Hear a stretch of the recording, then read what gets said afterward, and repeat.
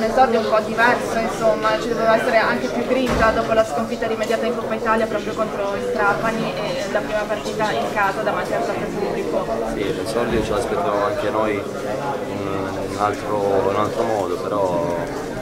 peccato perché comunque questa sconfitta adesso pesa, perché la prima di campionato volevamo fare bella figura davanti al nostro pubblico, però non siamo riusciti. Però la prestazione dei miei compagni con tutta la squadra secondo me è stata pure positiva, perché i gol sono venuti su 2 ripartenze, quindi però tutte le occasioni che abbiamo avuto nel primo e nel secondo tempo dove potevamo chiudere la partita non è successo, però ormai il campionato è lungo e da lunedì penseremo già al campo.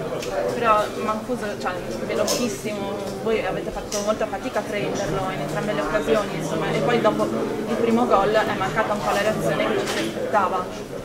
Sicuramente lui è un giocatore veloce dove si butta bene negli spazi, però questo è il nostro modo di giocare, sempre alti e ci può stare che magari un giocatore con questa velocità ci può mettere in difficoltà,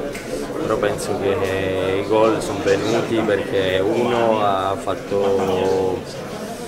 un numero, un pallonetto e poi si è preso davanti al portiere, l'altro su un'azione dove all'ultimo secondo che era finito quasi la partita, noi eravamo tutti spinti in avanti, c'è stata una palla intercettata in mezzo al campo e l'hanno messa davanti la porta, però non penso che abbia rotto tutti gli equilibri della nostra squadra. Grazie mille. Grazie.